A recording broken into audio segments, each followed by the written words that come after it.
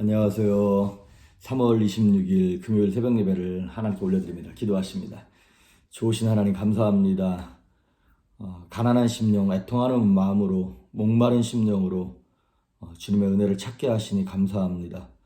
이 땅의 것으로 만족하지 아니하며 영혼을 사모하게 하시고 말씀으로 심령을 채우고자 하는 목마름을 주셨으니 감사합니다. 오늘도 그 영혼의 은혜를 가지고 승리하며 담대하고 평안할 수 있도록 도우시고 다시 오실 주님을 사모하며 십자가에 달리신 예수님의 그 피의 효력이 우리 가정을 살리고 자녀를 살리고 우리의 영과 혼과 육체를 살리는 그 기적을 경험케 하여 주시옵소서. 감사드리옵고 예수님의 이름으로 기도했습니다. 아멘. 우리 예찬송가 197장, 새찬송가 263장 이 세상 험하고 찬양하십니다. 이 세상 험하고 나비록 약하나 늘 기도 힘쓰면 큰 권능 얻겠네. 주의 은혜로 대속 받아서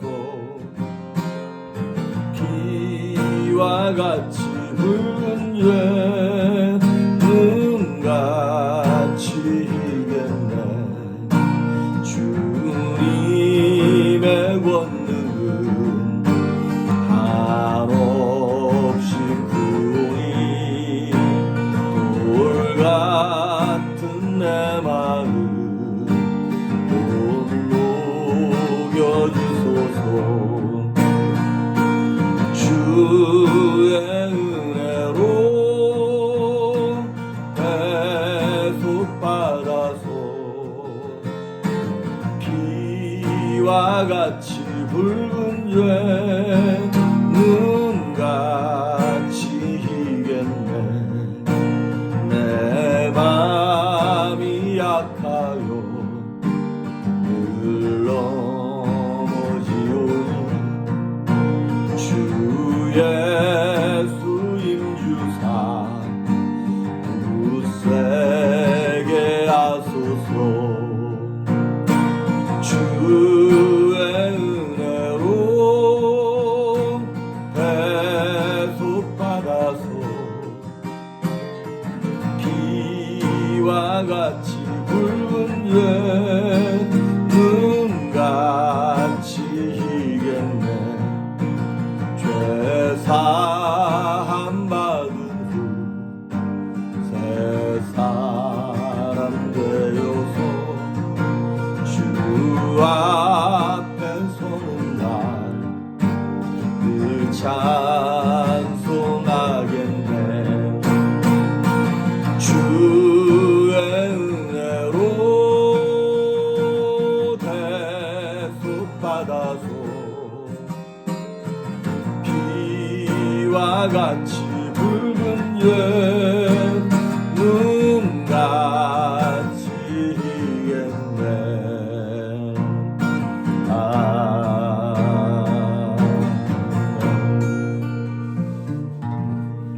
아멘. 오늘 우리에게 주시는 말씀은 마태복음 27장 57절에서 61절에 있는 말씀입니다. 마태복음 27장 57절에서 61절 말씀까지 제가 봉독해 올립니다. 저물었을 때 아리마대의 부자 요셉이라 하는 사람이 왔으니 그도 예수의 제자라. 빌라도에게 가서 예수의 시체를 달라 하니 이에 빌라도가 내주라 명령하거늘 요셉이 시체를 가져다가 깨끗한 세마포로 싸서 바위 속에 판 자기 새 무덤에 넣어두고 큰 돌을 굴려 무덤 문에 놓고 가니 거기 막달라 마리아와 다른 마리아가 무덤을 향하여 앉았더라. 아멘. 예수님께서 이제 돌아가시고 난 후에 이제 무덤에 묻히셨습니다. 그런데 예수님이 돈이 있는 것도 아니고 그랬을 때 또 하나님께서 이렇게 사람을 예비하십니다. 참 신기해요. 어떨 때 보면 교회 일도 그렇고 또 믿음의 사람들의 삶도 그렇고 필요할 때 필요한 장소에 필요한 은사를 가진 사람이 그 필요한 물질을 가지고 교회를 섬기고 하나님을 섬기는 걸 보면 정말 어쩜 그렇게 한치도 오차가 없이 하나님이 채워주실까. 이스라엘 백성들의 광야에서 40년을 지나는 동안 안식일 외에는 만나가 뭐 이렇게 안 내리거나 하나님께서 야, 미안하다 얘들아 내가 까먹었다 그런 날이 없었어요. 매일 아침마다 하나님께서 그날 필요한 일용할 양식을 주시면서 그 백성을 인도하셨죠. 자, 오늘 아리마대의 부자였던 요셉이라고 하는 사람이 예수님께 무덤을 내어드립니다. 마가복음 15장에는 이 사람을 존경받는 공회원이라 그랬어요. 이스라엘을 다스리는 70명 중에 한 사람이었던 거예요. 그리고 하나님의 나라를 기다리던 아주 신실한 사람이었고, 근데 이 사람이 58절에 보면 빌라도에게 가서 예수의 시체를 달라 하니, 자, 여기서는 되게 뭐 별것 아닌 것처럼 내가 예수님의 시체를 가져가겠다라고 말한 거로 나와 있습니다만, 마가복음 15장 43절에 보면은 예수님의 시체를 빌라도에게 요구했던 이 아리마대 요셉의 행동을 당돌하게 이렇게 표현했어요. 당돌하다. 그 얘기는 담대하게 용기 있게 예수님의 시체를 달라 그랬다는 거예요. 왜 그랬을까? 왜 이것이 당돌한 요구였을까? 아시다시피 53절에 보면 57절 뒷부분에 보면 그도 예수의 제자라 그랬죠. 그러니까 이 아리마대 요셉이 예수님이 사역하시는 동안에는 겉으로 드러나진 않았어요. 그런데 멀리서 혹은 누군가를 통해서 예수에 대한 소문과 말씀을 계속 들었던 사람이에요. 숨겨져 있는 제자였던 거죠. 근데 이 사람이 자기가 제자인 것을 공개적으로 밝히지는 않았던 거예요. 그동안. 왜 그랬을까? 아시다시피 이 사람이 어떤 사내들인 공회원 중에 한 사람이었잖아요. 그런데 마가복음 14장에 보면 이 사내들인 공회원에서 이 예수를 따르는 자들, 예수님이 하시는 신성 모독과 같은 그런 교리, 교훈, 말씀에 대하여 따르는 자들을 향하여 이거를 신성 모독이라고 이렇게 정죄해 버렸거든요. 뭡니까? 사내들인 공의원에서 자기가 또 사내들인 공회의원이거든요. 근데 자기가 속해 있는 데서 그 결정을 내렸기 때문에 예수님을 따라간다는 것은 말이 앞뒤가 안 맞는 거죠. 그런 사람들을 사형에 해당하는 죄라고 정죄해 버렸어요. 그리고 예수님의 로마 법정에서 이렇게 정죄받은 이유가 죄명이 뭐예요? 유대인의 왕이라고 이렇게 얘기했기 때문에 이게 쿠데타 같은 거잖아요. 그 정권을 향하여 반기를 든 것 같은.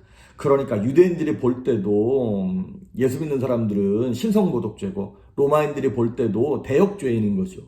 그런데 이 유대인의 리더 중에 한 사람인 요셉이 예수님의 시체를 달라 그러고 예수님을 옹호한다? 이건 있을 수 없는 일인 거죠.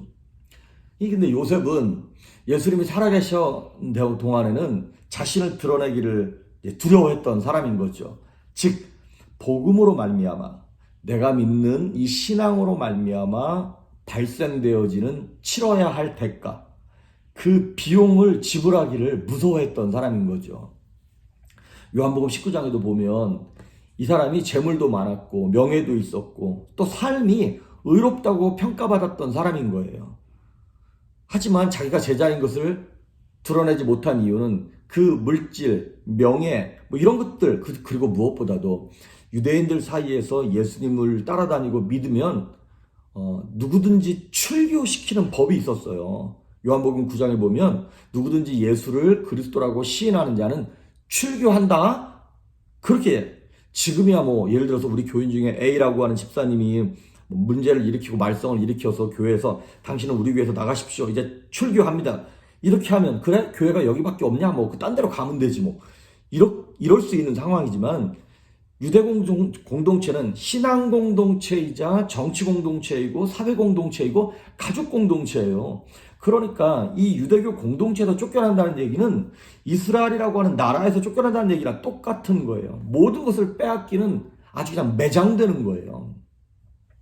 이 아리마대 사람 요셉과 비슷한 사람이 하나 있죠. 니고데모. 요한복음에 나오는.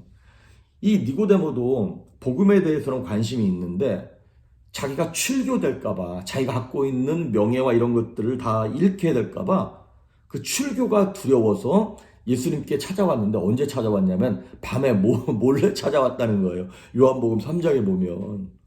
그러니까 이 누굽니까? 니고데모도 예수님을 하나님께로부터 오신 선생이라고 알고 믿고 있긴 있었어요. 하지만 사람들의 시선이 두려웠던 것이죠. 그렇습니다. 오늘 이 말씀을 통해서 저와 여러분이 봐야 할 것이 무엇이냐면 우리가 치러야 할 비용이 있다는 거예요. 예수 믿는 데는.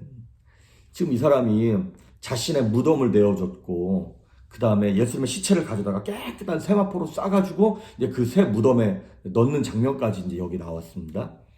오늘 이 모습을 보면서 우리가 두 가지 치러야 할 대가, 비용이 있어요. 첫째, 우리가 복음을 받아들일 때, 예수님을 믿을 때 비용을 지불해야 합니다. 우리가 흔히 신앙생활을 한다고 얘기합니다. 그런데 빌립보서 1장 27절에 보면 복음에 합당한 생활을 해라 이런 말이 나와요. 예수님을 믿는 순간, 예수님을 주인으로 모시는 순간 내 주인이 딱 바뀌는 거잖아요. 옛날에는 내가 주인이었고 마귀가 주인이었고 내 육체의 욕심이 주인이었어요. 그런데 주인이 바뀜으로 주인이 원하는 대로 살아야 되는 거예요. 옛날에 내가 주인이었던 모습대로 사는 것이 아니라. 그래서 마태복음 3장 8절에도 보면 회개에 합당한 생활을 하라라는 거예요. 아, 이제 옛 주인의 마음대로가 아니라 새로운 주인 되시는 예수님께 합당한 삶을 살기 위해서 지불해야 할 비용, 대가. 그게 뭐냐? 이거예요. 요한복음 4장 22절에 보면 너희는 유혹의 욕심을 따라 썩어져가는 구습을 쫓는 옛사람을 버리라 그랬어요. 썩어져가는 구습, 옛날 습관, 내가 옛날에 좋아하던 거 이런 것들을 버려버리는 대가를 지불하라는 것이에요. 그런데 그게 쉽지 않습니다. 옛날에 내가 즐기던 도박, 음란한 짓, 거짓말, 음주 이런 거 그냥 끊으면 되죠. 그게 끊어지든가요? 어느 정도까지 그 죄의 유혹이 세냐면 히브리서 12장에 나오는 말씀처럼 너희가 죄와 싸우되 피 흘리기까지 싸우라는 거예요. 내가 옛날 것을 버리는 비용을 지불해야 될 것은 피를 흘려야 될 정도로 이게 힘들고 어렵다는 거예요. 쉽지 않습니다. 그런데 지금 아리마대 요셉은 그 대가를 지불하는 거예요. 자기가 출교될 수도 있어요. 여지껏 쌓아왔던 명예와 물질을 다 잊어버릴 수도 있어요. 그런데 예수님의 시체를 요구하는 것이죠. 첫째, 처음에 복음을 믿을 때, 예수를 믿을 때 지불해야 될 비용이 있고요. 두 번째는 뭐냐면 이 복음을 유지하고 이 복음을 전파하기 위하여 지불해야 할 비용이 또 있습니다. 나만 구원받을 때 대가 지불하고 끝나는 게 아니더라고요. 그때 이후로 내가 계속 이 신앙생활을 유지하기 위하여 계속 죄와 씨름을 해야 한다는 것이죠. 자, 예수님을 처음 믿을 때는 죄와 씨름했어요. 믿고 난 이후에는 그 죄를 더 이상 짓지 않기 위한 의를 붙잡기 위한 씨름을 또 해야 되는 거예요. 우리의 신앙이 계속 그 궤도에서 유지하기 위하여 우리가 훈련해야 되고 또 선교와 전도하기 위해서 또 제자를 양육하기 위해서 또 누군가를 구원하기 위하여 내가 오래 참아주고 내 희생을 지불해야 될 누구든지 나를 따라오려거든 자기를 부인하고 자기 십자가를 지고 따라오라 그랬으니까 거기서 지불해야 할 비용이 또 있다는 것이죠. 사도 바울이 그랬잖아요. 고린도후서에 보면 자기가 복음을 전하다가 유대인에게 붙잡혀가지고 40에 하나 감한매 39대를 5번이나 맞았다는 거예요. 태장으로 3번 맞고 돌로 한 번은 맞아가지고 죽을 뻔했고 파선의 위험, 강도의 위험, 배고픔의 위험 온갖 위험을 당한 이유가 왜 그런 거예요? 자기 구원받기 위해서 그런 거예요? 아니에요. 자기는 이미 구원받기 위해서 유대인들로부터 추교당하는 버림받는 대가 지불했어요. 그런데도 계속 또 다른 희생의 대가를 지불하는 이유는 선교와 전도를 위하여. 자, 오늘 이 아리마대 사람 요셉이나 혹은 예수님의 나중에 제자가 된 그 니고데모나 여러분 나중에 니고데모 같은 경우도 예수님께 와서 예수님의 시체를 발을 기름이나 이런 것들을 또 드리잖아요. 그렇습니다. 이런 사람들 같은 부유가 있는가 하면 마태복음 19장에 보면 예수님이 사랑하셨던 한 부자 청년이 있어요. 이 부자 청년은 예수님께서 네가 가지고 있는 거 다 버리고 너는 나를 쫓아와 그랬는데 물질이 많아서 그걸 못 버리고 그냥 근심해서 돌아갔다는 거예요. 그렇습니다. 이 무슨 차이일까? 이 부자 청년하고 아리마대 요셉과 니고데모와 무슨 차이일까? 이 니고데모와 요셉은 예수님의 십자가를 끝까지 본 거예요. 예수님이 어떻게 죽으셨나? 그 십자가가 의미하는 것이 무엇인가를 마음속에 담았던 것이죠. 그러니까 십자가 사건이 결국에는 그들을 변화시키는 것입니다. 십자가 사건이 무엇이 중요하고 무엇이 중요하지 않은지를 보게 했다는 것이죠. 여러분, 우리가 많은 사람들이 그런 얘기를 해요. 돈보다는 명예가 중요하고 명예보다는 영혼이 중요하다고. 그런데 정말 우리가 그렇게 생각을 하나요? 우리가 많은 경우에 있어서 그냥 이 물질을 위해서 영혼을 버려버리고 명예를 위해서 예수님을 부인해버리는 그러한 삶을 살지는 않는지요. 그런데 정말 제대로 예수님을 만나면 이 물질이 아무리 많이 있어도 영혼이 공고하기 때문에 내가 세상에서 아무리 유명해도 심령이 빈곤한데 아무것도 찬 게 없는데 내가 이 땅을 하직하고 난 다음에 가야 할 곳이 주님 곁이 아니라 지옥이라면 그 갖고 있는 명예와 물질이 건강이 무슨 의미가 있겠습니까? 우리가 오늘 이 아리마대 사람 요셉처럼 존귀한 공회원의 신분으로 사는 것보다 비록 욕을 먹고 비천한 제자일지라도 그 신분으로 사는 것이 우리의 영혼에 도움이 되고 그 영혼이 사는 기름을 우리가 깨닫고 오늘 이 말씀을 나는 혹시 아리마대 요셉 같은 사람인지 아니면 도망간 부자 청년 같은 사람인지를 한번 돌아봤으면 좋겠습니다. 그래서 이 아리마대 요셉의 스토리가 지금 2000년이 지났는데도 우리 입에 회자되면서 이 사람이 지금 어디 있을까요? 주님 곁에 있지 않겠어요? 무엇이 더 중요한가? 어디에다 비용을 지불해야 할 것인가를 오늘 묵상하면서 더 고귀한 가치가 되는 십자가 예수 그리스도의 이름을 붙잡고 오늘도 승리하는 저와 여러분 될 수 있기를 주의 이름으로 축복합니다. 기도하십니다. 좋으신 하나님 감사합니다. 이 땅에 80년, 90년을 살면서 잠깐 있다가 없어질 것에 우리의 인생을 걸지 않게 하시고 영원한 것에 우리의 삶을 걸어서 이 땅에서 발생하는 비용을 지불하기에 아까워하지 아니하며 주의 나라와 영광을 위하여 담대히 포기할 때 영원을 허락하실 뿐만 아니라 이 땅에서의 삶도 30배, 60배, 100배로 돌려주시는 하나님의 그 큰 사랑과 은혜로 풍성한 인생을 살아갈 수 있도록 성도들을 축복하여 주시옵소서. 감사드리옵고 예수님의 이름으로 기도했습니다. 아멘.